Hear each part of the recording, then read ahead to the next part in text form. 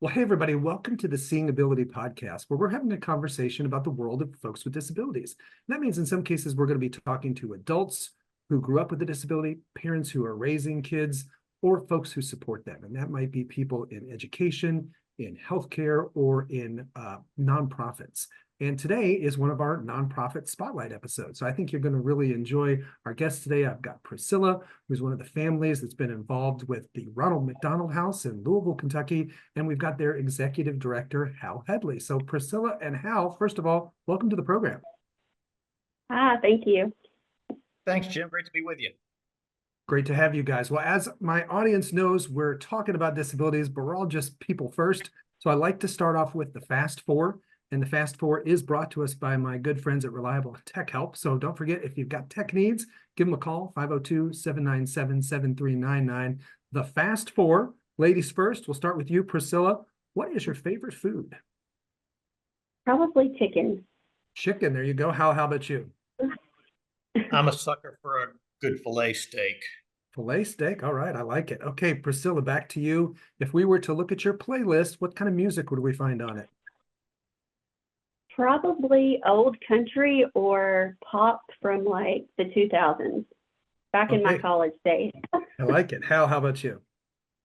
Yeah, probably rock. Bruce Springsteen is one of my favorites, so I listen to him a lot.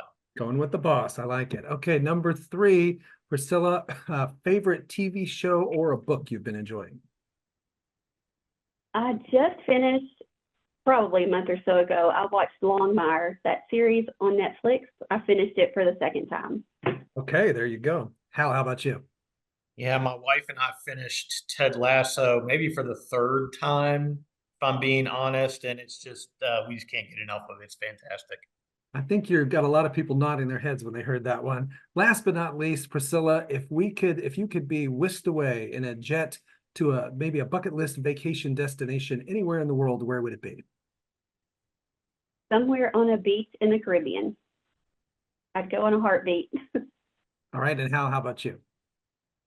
Yeah, probably an Alaskan cruise, which fortunately my wife and I are actually doing later this year, so we're going to cross that one off our list. Oh, I like that. That's always nice. I think that's the first time I've heard somebody say they've got a bucket list item and they're going to have to add a new one. So maybe we'll have you back sometime when you have a new item now that you've crossed that off.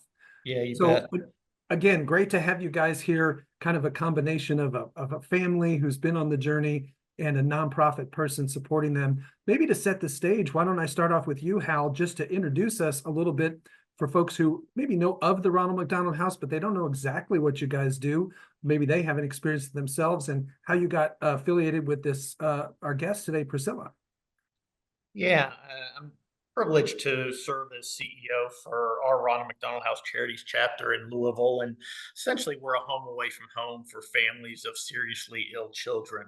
We have a 56-bedroom facility in downtown Louisville, just right adjacent to our wonderful pediatric medical district. And we house families that have to travel to Louisville to seek health care for their child. So Priscilla and her family, the Magdalenes, are just a wonderful family that we've had the privilege to serve on several occasions. And you know, our goal is to try and take all of the basic worries that a family might have when they're in kind of a new and strange town and have a sick child. We want to take all those things away, and whether that's just where they're going to lay their head at night, where their next meal is coming from, all the things like that, so they can focus all their time, effort, and energy on being with and helping their child heal. Fantastic. So Priscilla, for those who are just meeting you, tell us a little bit about your story. Again, what happened that you had to interact with come to Louisville, interact with hospitals in your, I guess, in your birth of your daughter. How'd you get affiliated with Ronald McDonald? My daughter Danica was born in October of 2018. She was born at 27 weeks. She weighed 1 pound 13 ounces.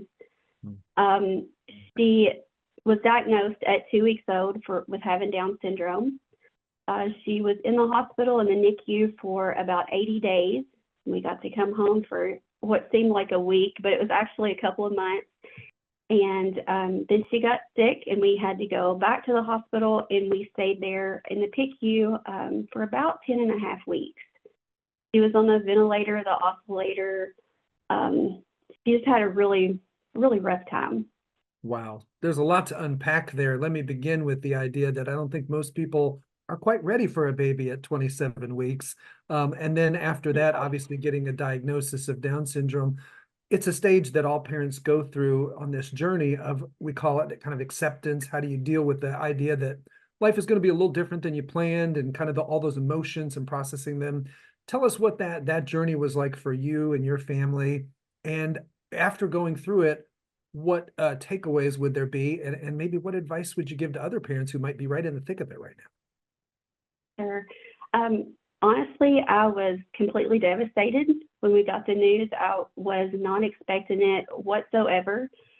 My husband was more accepting of it early on than I was. I did have a hard time accepting it, but I know you said something about grieving the child that you didn't have, and I didn't know that that's what I was doing until I saw it written somewhere else, but it made complete sense. That's why I was having such a hard time accepting everything.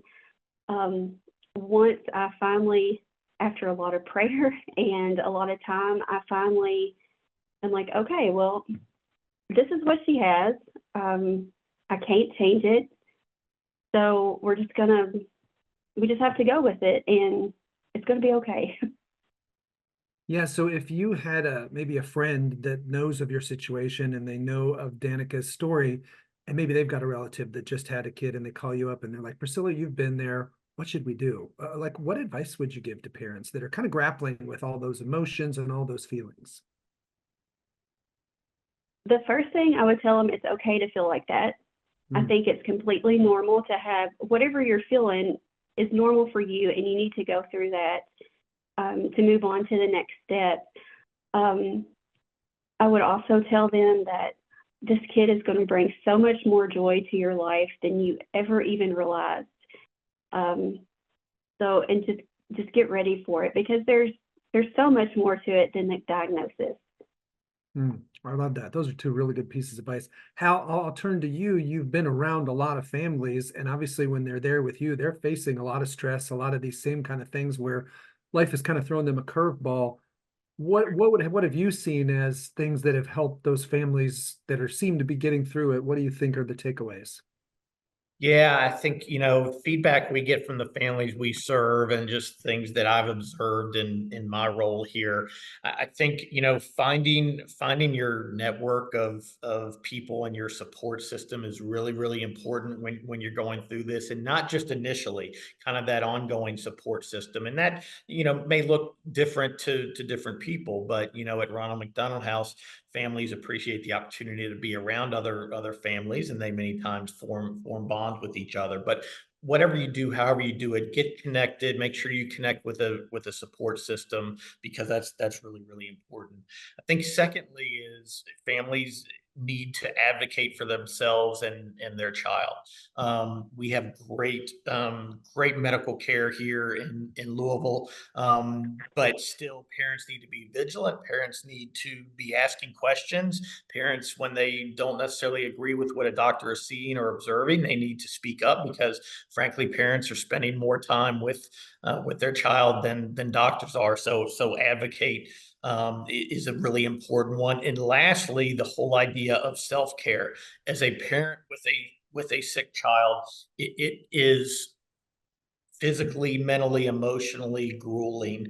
In order to be there for your child in the way that you need to be there, you also have to find ways to take care of yourself. And again, that looks different for different people, but that self-care piece is really, really important. And I really like the analogy of when you get on a plane and they're going through the instructions and they say, hey, if we lose cabin pressure and the masks come down, put your mask on first before you help somebody next to you. And that, I think, is a great example of self-care, that you need to take care of yourself in order to help take care of others. Now, Priscilla, we're in the judgment-free zone, although there are a lot of people listening. How would you rate yourself on this self-care? I know some people that are like, oh, I'm really good at it, and other people that are like, self-care, can you tell me what that is? I've heard of it, but I'm not so good at it. I'm probably somewhere in the middle. It's hard as a mom to think about all of that, but I will say that my husband's really good about reminding me when I need to to go do something. I think he can tell when I need a break and need a pedicure or whatever.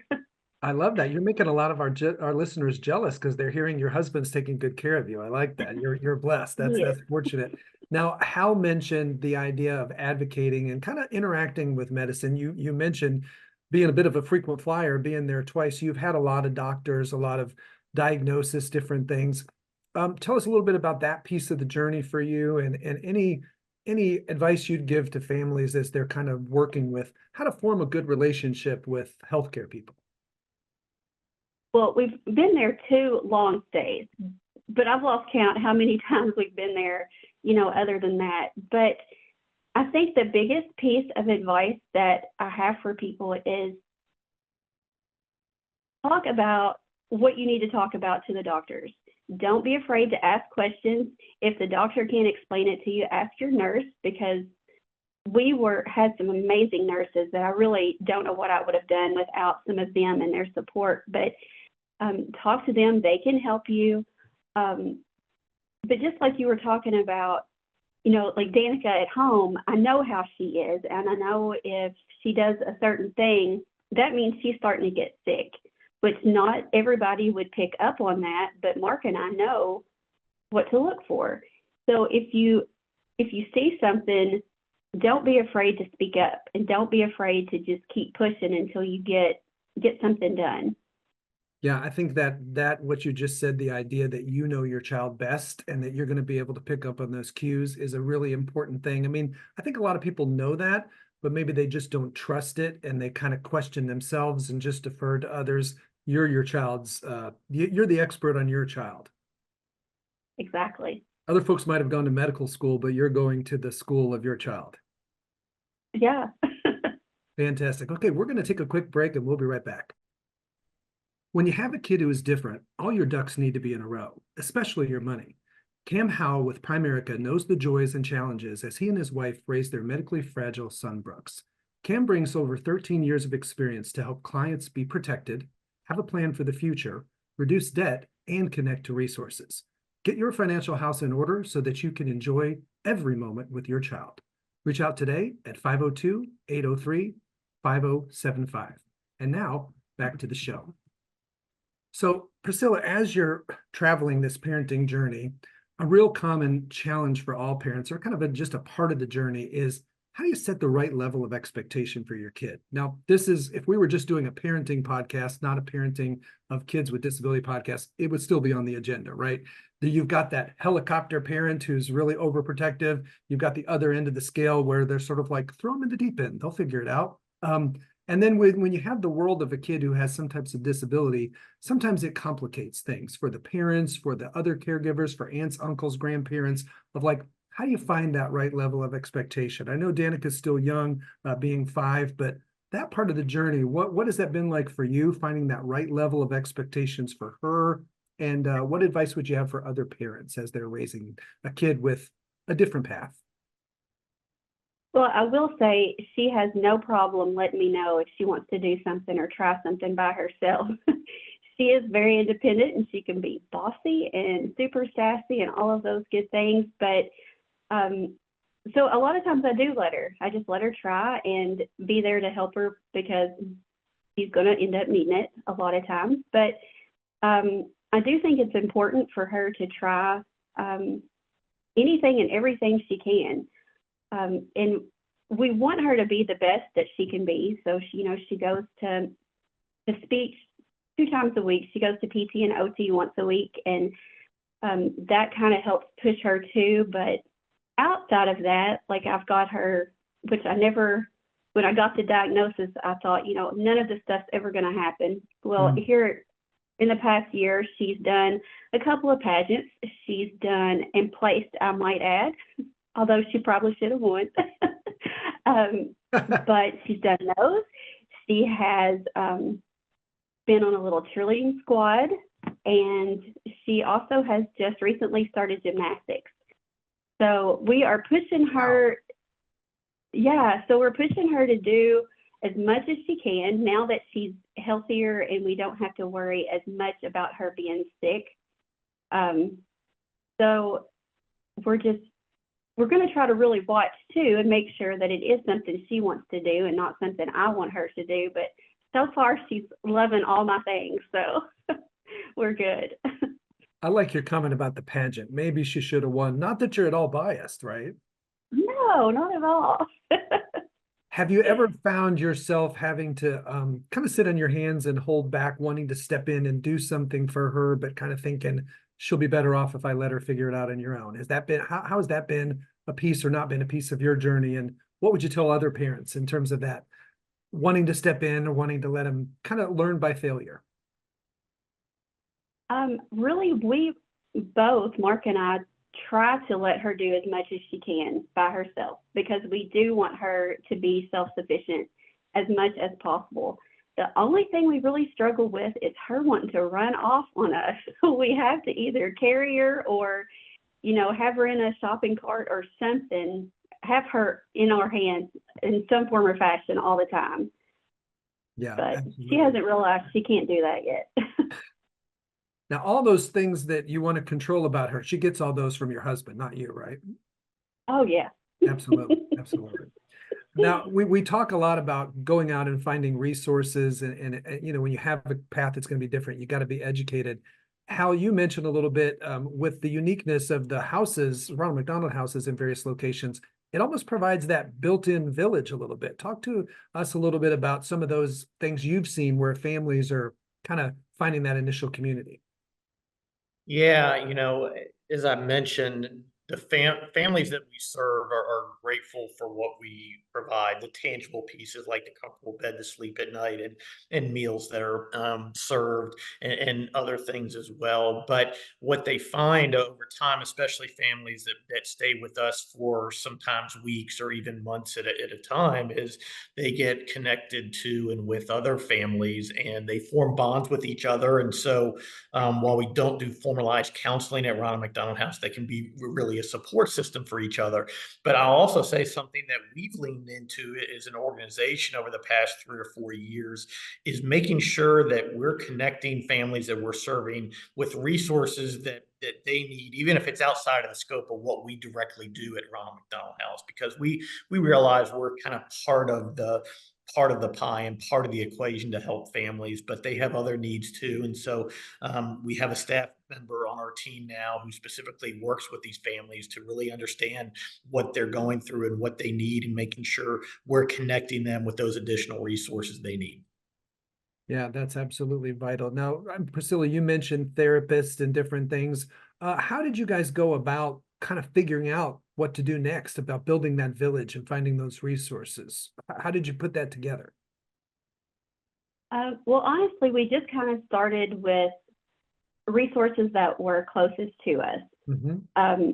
Luckily, we got with our speech therapist, and she has been absolutely amazing, and she's here in town. So, we don't have to drive very far for that appointment. But we tried to do some local OT and PT, and it just wasn't quite the right fit. So Mark actually did some checking around, and we found a place in Owensboro, which is about 45 minutes to an hour away. So we do that once a week. I think it's just important to find somewhere that it's a good fit for your child. It's, not where you necessarily want to go or don't want to go. It's whatever is the best fit. That's just what you have to do. Yeah. And a lot of our listeners are veterans to go and taking their kid to therapy. What have you learned about how to build the relationship with the therapist, incorporate some of what they say at home? Has there been any things you guys have learned along the way going to quite a few therapy sessions, I imagine?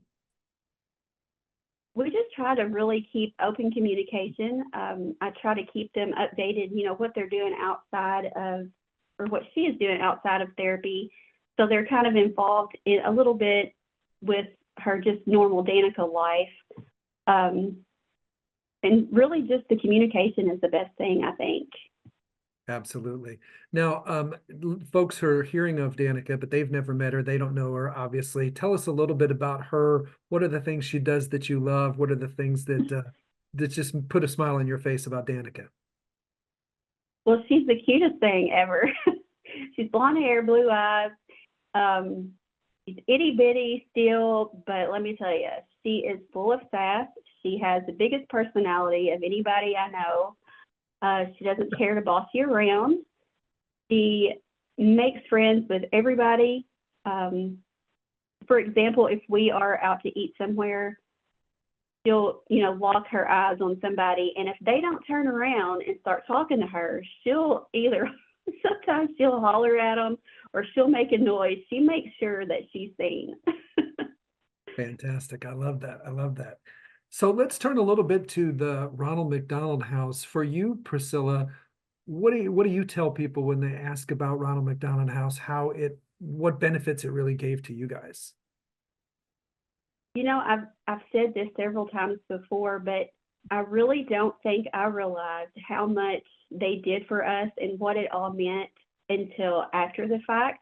And now as time goes on, I realize it even more all the time. And I'm even more grateful now than I think I was then.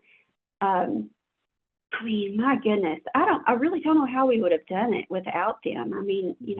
We were close to Danica. We're about an hour and a half drive from Louisville. So that kept us from, having to drive back and forth, or, heaven forbid they need to call us and us come up there quick, being 5 minutes away and, not having to worry about anything, a shower or food or a place to sleep and get some rest, or just to try to relax, although it's hard during that time, but just a place to do all of that. We are just so grateful. Yeah, so it sounds like truly that home away from home, right? Where you had a place to eat, to just be, to relax. And like you said, the burden of being far away and the back and forth, what the cost would be, it's really hard to put a price tag on that. Right, absolutely. So how, for folks who again, I think there's probably a lot of people who know of Ronald McDonald House, but they luckily have never experienced it themselves. Give us a little window into like some of the stats, the two people you serve, just a little bit more about the house. Yeah, so again, we've got a 56-room Ronald McDonald House in downtown Louisville. We serve thousands of family members every year of seriously ill children. And the families that come to us come for a variety of reasons. It might be like the Mattingleys, where they have a baby that's born prematurely. Our Norton Children's Hospital downtown has one of the largest and best NICUs in the country, so we do see a lot of that. But it could also be a child that's diagnosed with cancer or having heart issues, or something that we're starting to see more of. One of our great medical partners at Fraser Rehab Institute has what's now a world-renowned spinal cord injury rehab program. So we're serving families from all over the U.S. and even international families that come to be a part of that program and the really groundbreaking work that they're doing. So, and some families come from nearby, maybe just a couple counties away from Louisville. Some come from, the edges of the state of Kentucky or Indiana, but others come from other states and even sometimes internationally as well. And how are you guys supported? Yeah, we're supported really by private donations. The families that we serve, we don't ask them to pay anything to stay with us. Our theory is that these families have enough going on right now. The last thing we want them to worry about is having to pay for a stay. We're really, really fortunate to be supported by a fantastic and generous philanthropic community here in Louisville. I'd be remiss if I didn't talk about our founding and forever mission partner, McDonald's, who was instrumental in opening the very first Ronald McDonald House in 1974 in Philadelphia, our Ronald McDonald House in Louisville in 1984, and now the nearly 400 Ronald McDonald Houses in over 50 countries worldwide. So we get a lot of support from our local McDonald's franchisees and their customers too. So certain items during the year, like Shamrock Shake, we get a portion of those proceeds as donations. Happy Meals. A big thing now in McDonald's restaurants is if you go to McDonald's, please round up your purchase to the nearest dollar as a donation. That's becoming one of our largest revenue streams, and it's really important. Our annual budget has grown significantly over the past several years. We're now at $3.5 million. So McDonald's does a great deal for us, but the majority of our support comes from the community at large, and that's a combination of individual, corporate, and foundation donors, donors. We do a couple of special events, and we were honored a couple of years ago to really highlight the Magdalene Priscilla and her family at our gala, which is our largest fundraiser, and just got to share their incredible story to over 500 people who were in the room that night, and just we love sharing stories of the families that we serve, and the Mattingleys are a fantastic example. Well, I don't think you could give an easier way to support you than rounding up when you're at McDonald's. That's pretty good. I like that. If folks want to learn more about your work, where do they go to find your website and find you on social media? Yeah, you can find us on our website, rmhc-kentuckiana.org. If that's too much of a mouthful, you can just Google Louisville Ronald McDonald House and get information that way, and lots of ways to get engaged and support us. We're very much a volunteer-driven organization, thousands and thousands of hours of volunteer time every year, and wish list items, and just great ways to engage with those. So encourage families to look there. And if you happen to be listening from outside of Louisville, you can, there's probably a Ronald McDonald House near you. You can just Google Ronald McDonald House and the town that you're in, and get engaged with the Ronald McDonald House there. What are some ways, like, I know sometimes groups get involved as volunteers. What are some things they would be able to do? Yeah, we've got several opportunities for groups. Our most popular one is working with our Chef James, in preparing and serving dinner for the families that Oh, we're yeah. serving at Ronald McDonald House. So that's a great group volunteer activity. We had a volunteer group a couple of weeks ago come and really spruce up the outside of Ronald McDonald House. So we have those groups come a few times a year. We have groups who come and help facilitate activities for our families. So we, about 5 days a week, have an activity that families can participate in. It is, of course, optional, but some families, have some downtime and want to be able to do something to kind of take their minds off of what's going on. So groups can help with volunteer opportunities, and then volunteers can help do some basic household things. At the end of the day, we're a house, kind of like your house or my house, except we have 56 rooms, and we have families checking in and out every single day. So lots of different volunteer opportunities, whether it's an individual or a group. So you're telling me if I wanted to motivate a teenager to clean their own room, maybe get them to volunteer and learn cleaning down there first, and maybe that would rub off at home. Cleaning a few rooms here might get them to realize that cleaning their own room at home isn't that big of a deal. I like that. I like that. So let me ask you guys this. I always like with all of our guests to ask, if you were brought in to speak to a group of really young parents who are, facing a different path, some kid with some sort of extra challenge or differing ability, and you could only give them 3 pieces of advice. We'll start with you, Hal. What advice would you give to parents who are raising a kid with a special need?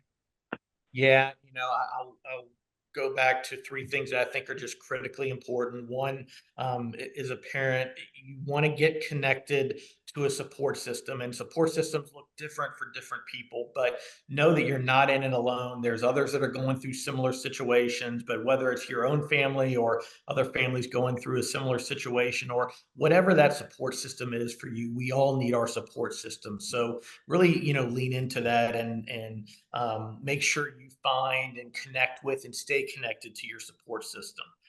Secondly, you have to advocate for yourself and for your child. We have great medical facilities, great doctors and nurses and social workers, but make no mistake, you know your child better than anyone else. So if you hear something from a doctor or a nurse that doesn't quite sound right, say something. Really advocate for your family and for your child. And the third thing, and I can't stress this enough, you've got to take care of yourself. If you're going to be there and be able to show up and be present and help your child on their healing journey, you have to take care of yourself. So whatever that means for you, make sure you're taking time to take care of yourself so you can then take care of your child and your family. Fantastic. Thanks, Hal. So Priscilla, how about for you? What are your big 3 pieces of advice? I think that they need to accept and embrace the differences that their child has. I also think that they need to do whatever you have to do to make your child the best version of them, and just keep pushing them along. Sometimes you have to push yourself along with them, but just keep on doing that, And like Hal said, be an advocate for your child. Don't be afraid to stand up, ask questions, tell people what you think. I mean, it's your kid, you know, you just got to do what's best for them. Fantastic. Well, Priscilla, I appreciate you letting us into your life a little bit and sharing your story and how you telling us about the great work that you guys do. If you're listening today, first of all, we know you got a lot of choices. We know you're busy people, so we appreciate you listening in to this podcast. We are still a little bit of a best kept secret, so we could use your help. Go to our Facebook page. Just go to seeingability.com and you'll find our Facebook page. If you haven't, please follow the podcast. Like this episode, share it with others. Anybody who can benefit from hearing some of Priscilla's thoughts and Hal's thoughts today. We're also looking for future guests. You might know a parent who's raising a kid with special needs. You might know a really cool adult who kind of grew up walking that path or rolling that path, maybe it might be the case. And we'd love to meet them and hear their story. That's also great. And then like the Ronald McDonald House, there are so many causes all around the United States that are doing amazing work. And we want to shine a spotlight on those. So we're doing that charity spotlight episode like this one once a month. We would love you to send us your people that you know are making a difference. So thank you guys. Thank you both for being here today. Thank you. And thanks everybody for tuning in. We'll see you next time.